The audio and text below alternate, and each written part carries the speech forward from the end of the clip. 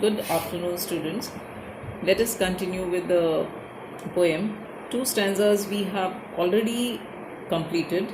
In those two stanzas, the poet basically was focusing on the type of classroom that those slum children were sitting in, the sour cream walls, the things that were hanging, that were displayed in the classroom, Shakespeare's picture, world map, then different types of sceneries. First stanza, the poet has described some students who were sitting in the classroom. They were very weak, very emaciated, very dull.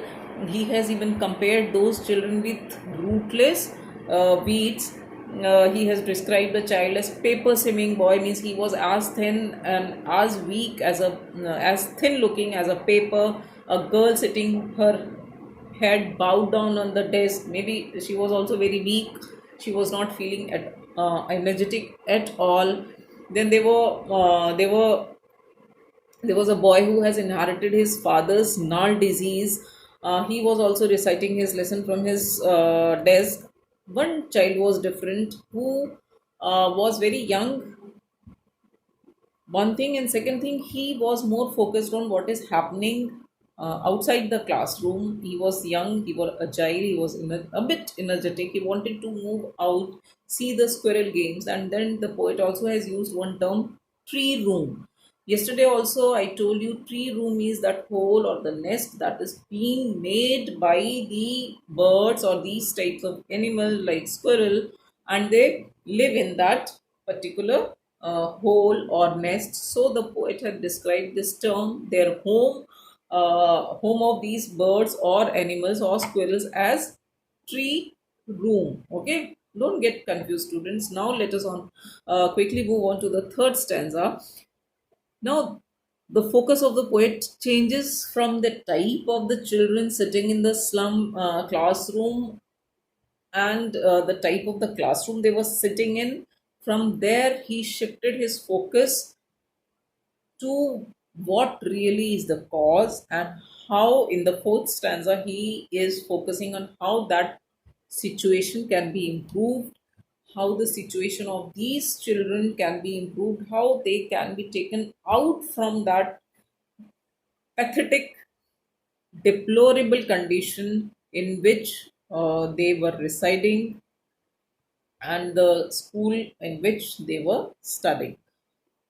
So he says that surely Shakespeare is wicked, the map, a bad example with ships and sun and love tempting them to steal for lives that slyly turn in their cramped holes from fog to endless night. On their slag heap, these children wear skins peep through by bones and spectacles of steel with mended glass like bottle bits on stones. All of their time and space are foggy slum, so blot their maps with slums as big as doom. First line, he says that surely Shakespeare is wicked. Now, students, see, literally, what does it mean? That Shakespeare, the great writer, was wicked? No. Here, you don't go with the literal meaning. Here, poet says Shakespeare is wicked in the sense that the hanging of Shakespeare's picture in that particular classroom, in that slum area, was totally useless. These children who are devoid of their basic needs, who are not having proper nutrition, they were so weak physically as well as mentally. Shakespeare has no importance for them. Shakespeare was a big literature writer. So the people who are into literature, who are well off, who are academicians, who have that literary taste, for them obviously Shakespeare is very important and he is liked also. But for these children, even they would not bother who Shakespeare was until and unless they meet with their basic needs.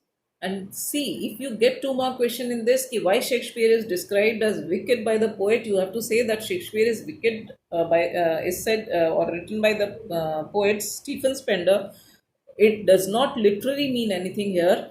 It has a deep sense in the meaning that for them Shakespeare, the great writer, holds no importance, and that is why the poet says that Shakespeare is wicked. The map also a bad example again. Why? Map is showing them different types of rivers, caves, sea, oceans.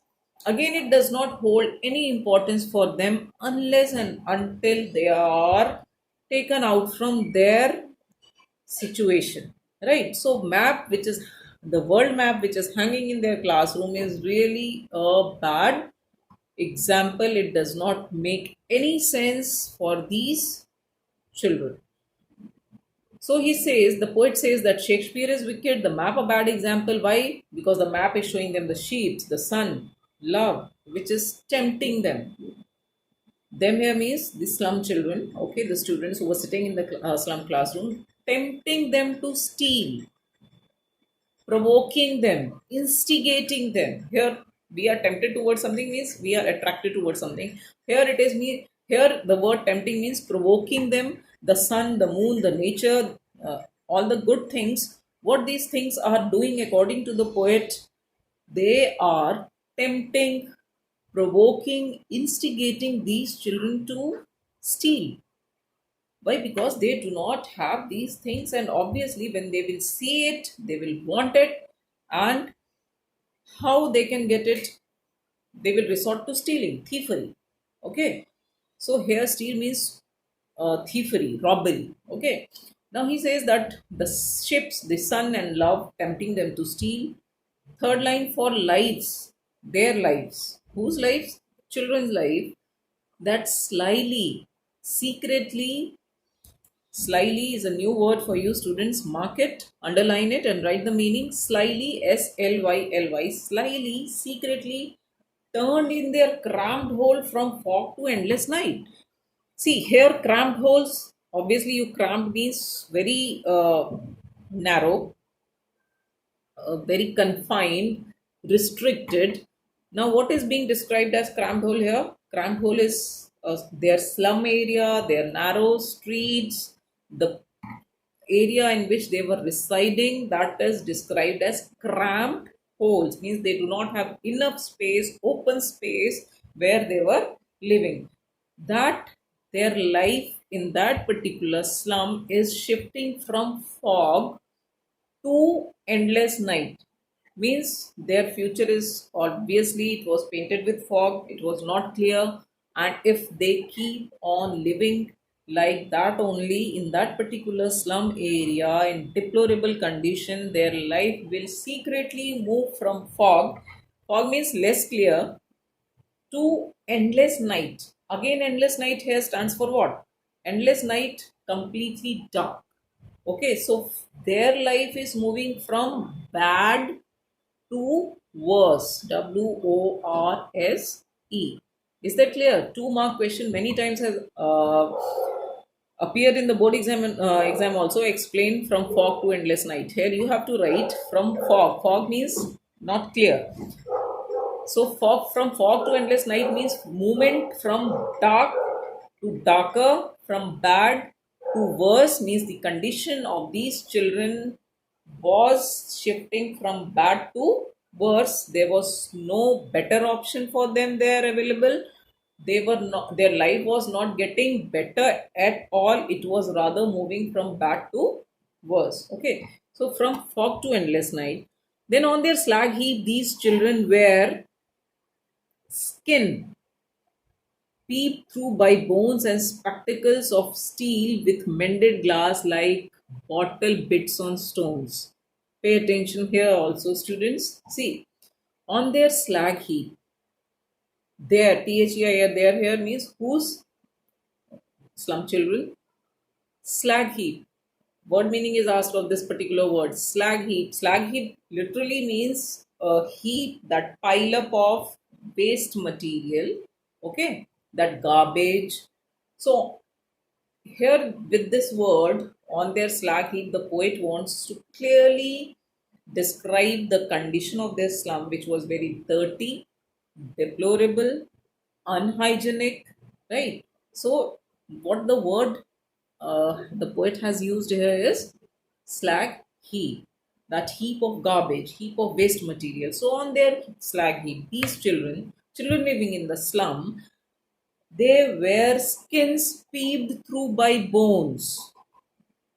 How these children are described? These children are described as if their bones are peeping out, looking out from their skin. Got it? I mean, they were so thin that the shape of their bone inside their body was visible. Is that clear? So, where skins peeped, peeping is looking. Where we peep through some window, something like that. So, their peep word is used. So, where skins peep through by bones, and then spectacles of steel. Even if the children there, they were wearing spectacles. They did not have even new spectacles, and if somebody's spectacle was broken, they could not afford to change their spectacles. So, what type of spectacles has the poet described here? That they were wearing spectacles of steel, means the frame was made up of steel with mended glass, means glasses that were used for their spectacles might have been broken, and they have mended it, they have repaired it, they have joined it.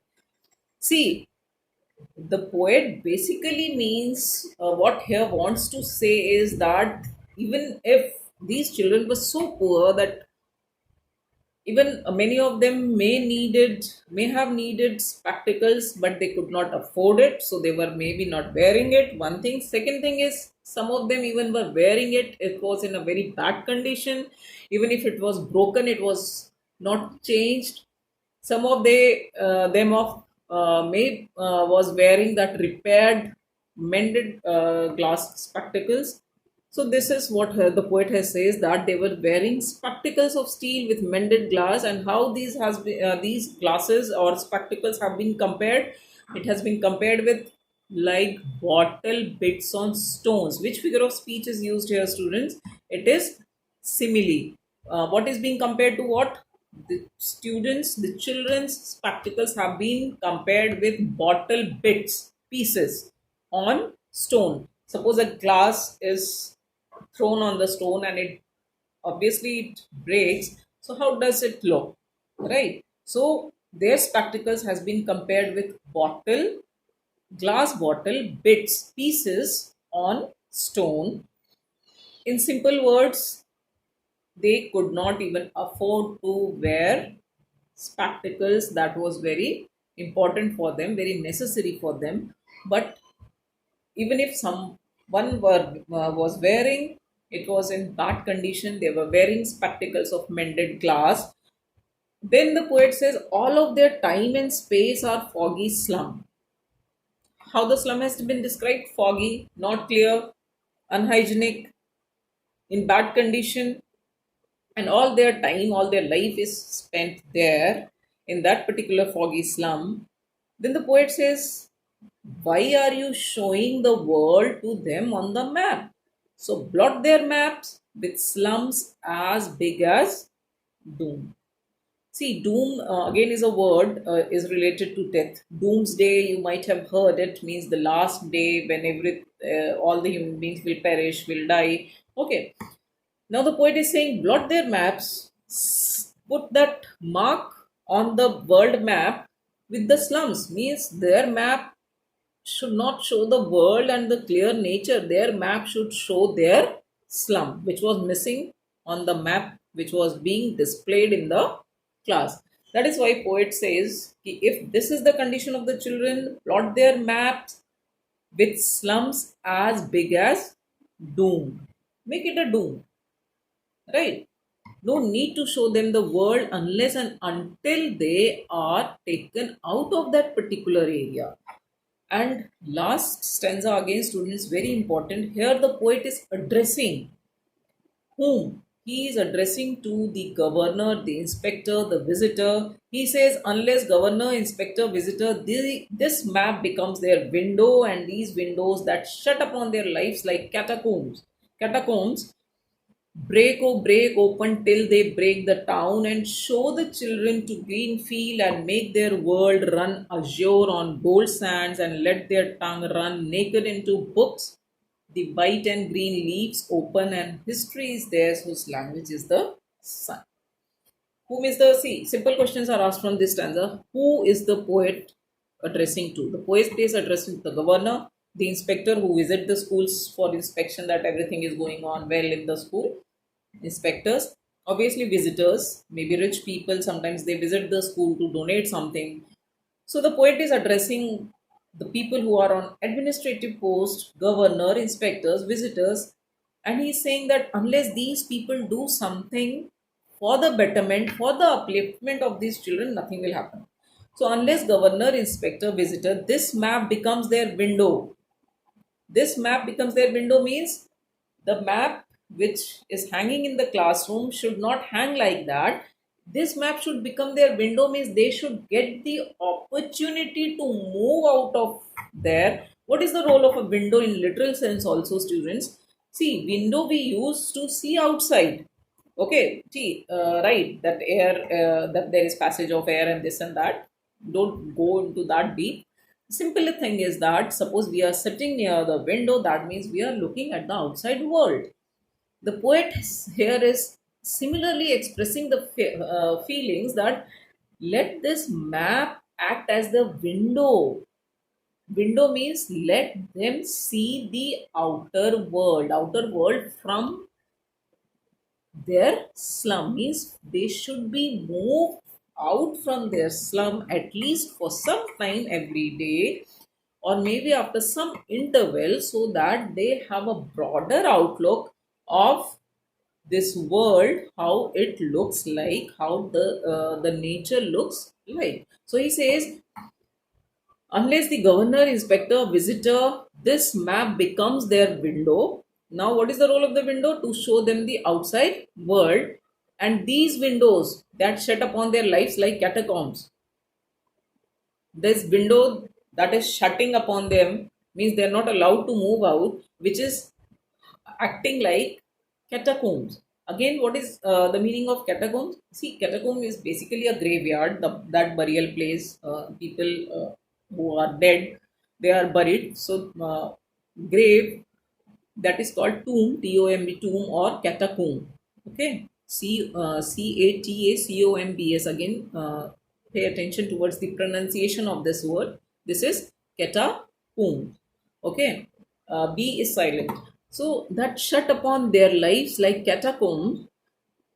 Break or break till they break the town. They here refers to the children. Break or break, that does not mean break or break till they break the town means go and break that some building or tree or something like that. Means they break the town means and break or break that lifestyle of theirs, that means they were limited to that slum area, break that, let them move to the town, to the real town, to the nice village, to the nature, to the sea, to the seashore, to the river.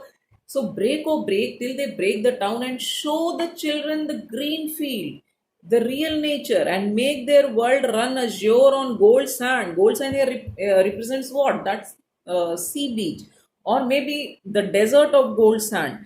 So let them run over there and let them experience the real desert, the real sea beach. One more thing, students, very important here. So green fields make their world run azure on gold sand. Run azure. Azure. Azure means the clear blue sky. Not sky exactly, it is the blue color of the sky. So azure, the word meaning has been asked twice in the board as far as I know. So if the word meaning of this particular word azure is asked, it is sky blue. Now the poet says that keep them out, just take them out of that slum from their narrow streets so that they are able to see the clear sky, the blue color of the sky. Let them see and experience the sand, that golden color of that sand, the sea beach. So they should run azure on gold sand and let their tongues run naked into books. Run naked means they themselves should be motivated to study and turn the pages of their books. The white and green leaves open. White and green leaves open means they should enjoy the nature, the greenery, the fields, the trees, the leaves, everything they should experience. They should have that first hand experience of all these things. So let them run over there, let them turn their book of the pages on their own, experience the real value of nature, experience the nature. That should be their first hand experience, instead of being that everything displayed in the classroom, that tree looks like this and sky looks like this and river looks like this. Instead of that, make them visit those places. Okay, and with whose help that can happen? With the help of the governor, the inspectors, the visitors, and the people who donate in those schools. So rather than doing that, this should be done. Okay, so the poet says, break, oh break open till they break the town. They here means the students, the children of the slum area, till they break the town and show the children to green fields, make their world run azure on gold sands, and let their tongue run naked into books. Means let them taste that nature on their own. Run naked into books. The white and green fields open means that should be in front of them. That open word here means they should experience on their own. And then the last line is very suggestive. He says, history theirs whose language is the sun. Means, see, sun again has a very deep meaning here. Sun is the symbol of brightness, power, light. Okay, and sun shines. So history is made by those people who are powerful, who are bright in every sense, right? So he says history is theirs whose language is the sun, and who can make history, who can create history, who can lead a nice life? Only one who has the power within, okay, who has the power to glow, to shine, to be as bright as sun. So that is why the poet says these children also should be given the opportunity that they create something on their own, they live their life in a decent manner. And that is why he ends the poem with a very significant line, that history is theirs whose language is the sun. Okay, students, there are many words in the poem, the word meaning of which it is asked at many places. Figures of speech, that is also called poetic device, is used. Be very attentive, and after this, keep the text while listening to this audio video, so that you will be able to understand the poem in a better way. And then I will ask you simple questions so that your understanding becomes more clear. Okay, goodbye, students.